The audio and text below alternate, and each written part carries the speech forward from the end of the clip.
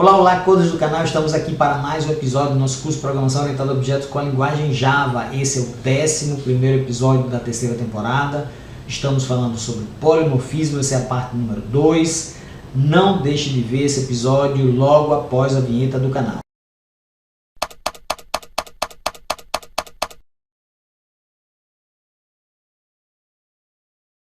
Bom pessoal, vamos dar continuidade ao assunto de polimorfismo. Esse é o episódio número 11, mas se você chegou aqui e não viu o episódio número 11, você tem que voltar lá, que esse é a continuidade. Não adianta você começar desse agora.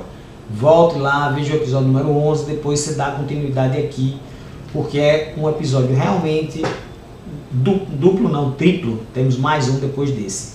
O que nós falamos no episódio lá atrás é que demos uma introdução ao conceito de polimorfismo, mas deixamos essa frase para que você pudesse entender todo esse episódio, né? Ele diz assim, que as variáveis que apontam para os objetos, diferentemente das variáveis dos tipos primitivos, podem referenciar objetos diferentes do seu.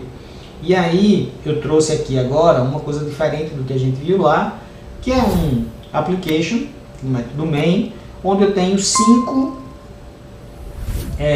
referências, né? 5 linhas de código com referências que estão aqui F1, Q, C, F2 e F3, onde as 3 primeiras são muito simples de entender, né? Figura F1 igual a nível de figura, então estou criando uma figura. Quadrado Q igual a nível de quadrado e círculo C igual a nível de círculo. Então essas 3 são bastante simples, porém essas últimas duas que são válidas, né, como eu estou mostrando aqui, elas são válidas.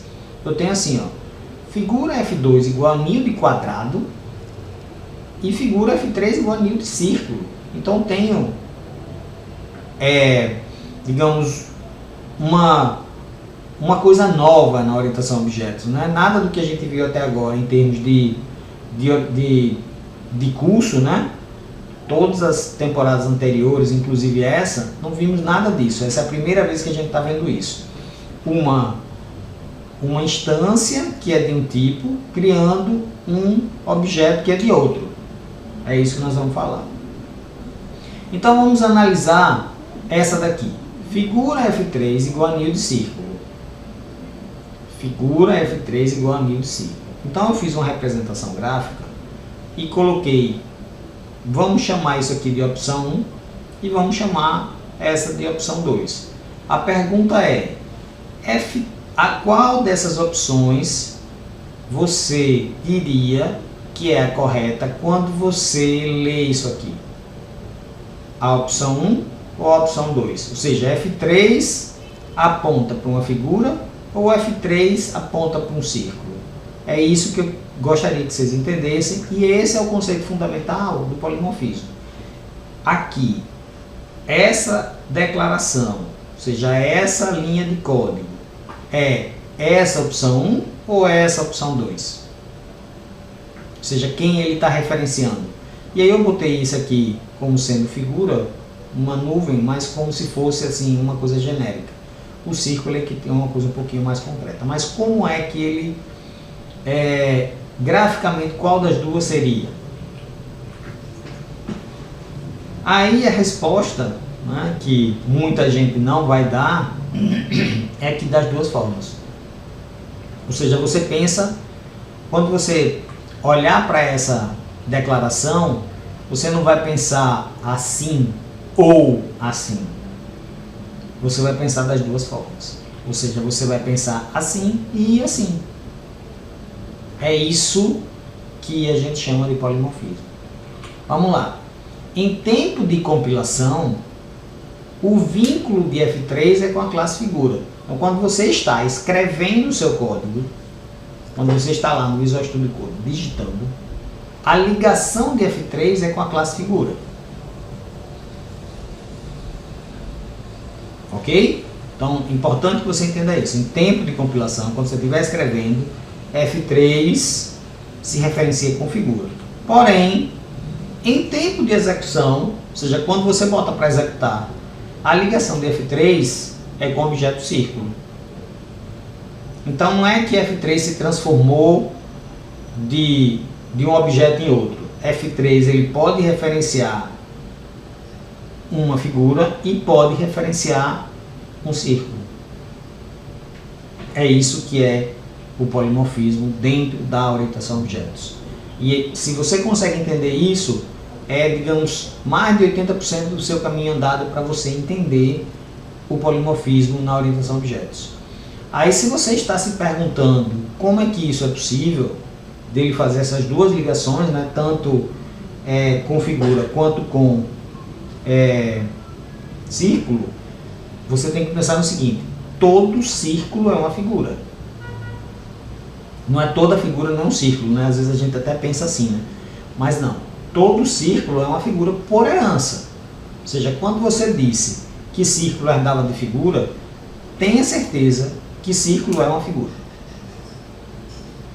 Como consequência dessa afirmação, F3 pode referenciar objetos que sejam tanto do tipo figura, como de qualquer outro tipo que herde dele. Então, digamos que isso é importante que você entenda.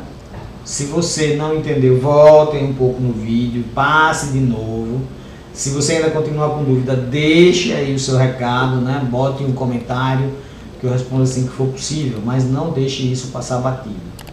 Como último slide, né? Esse não é o último vídeo de polimorfismo, mas é o último slide de hoje.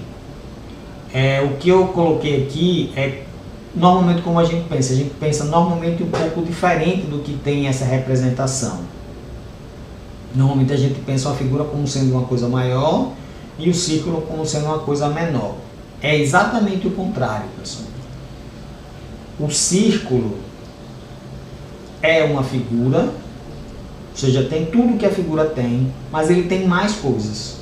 Então é como se ele fosse maior mesmo do que a figura. Então, note que se você olhar para a implementação, eu vou mostrar o Visual Studio Code. Você vai ver que em círculo tem tudo que tem figura e tem mais coisas.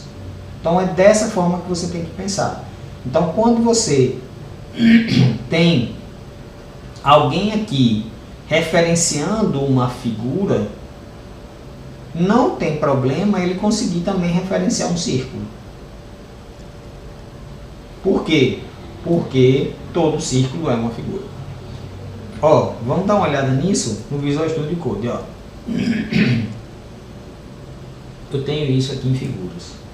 Eu tenho figura e tenho círculo, ó, tá aqui, figura e círculo. Então vamos lá. Figura, eu tenho isso aqui. Então tenho um método calcular área, não tenho nem atributo. E círculo tem o quê? Eu tenho raio, eu tenho construtor e eu tenho calcular. Então eu tenho mais coisa. O que eu teria de mais coisa diferente do de lá? Eu tenho esse construtor e tenho